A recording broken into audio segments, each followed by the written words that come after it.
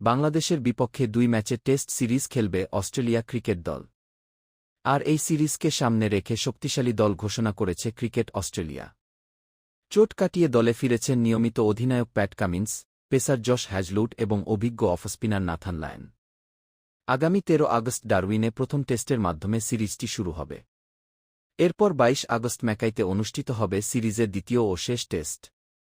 ICC বিশ্ব test চ্যাম্পিয়নশিপের অংশ হিসেবে এই সফরটি ২০০৩ সালের পর অস্ট্রেলিয়ার মাটিতে বাংলাদেশের প্রথম টেস্ট সিরিজ হতে যাচ্ছে। পিঠের ইনজুরির কারণে দীর্ঘদিন মাঠের বাইরে থাকা অধিনায়ক প্যাট কামিন্স ও হ্যামস্ট্রিং চোট কাটিয়ে ওঠা নাথান লায়ন টেস্ট একাদশে ফিরছেন। এর পাশাপাশি গোড়ালির ইনজুরি কাটিয়ে জশ হ্যাজলুডের প্রত্যাবর্তন অস্ট্রেলিয়ার বোলিং আক্রমণকে আরও শক্তিশালী করেছে। দীর্ঘদিন পর অস্ট্রেলিয়ার বিখ্যাত big four Cummins, Starc, Hazlewood ও লায়ন বোলিং ইউনিটকে একসাথে মাঠে দেখার সম্ভাবনা তৈরি হয়েছে। অভিজ্ঞ তারকাদের প্রত্যাবর্তনে ভাগ্য পুড়েছে মাইকেল নেসারের। ভালো পারফর্ম করা সত্ত্বেও ১৩ সদস্যের এই মূল স্কোয়াডে তার জায়গা হয়নি তার। তিনি থাকবেন স্ট্যান্ড বাই হিসেবে।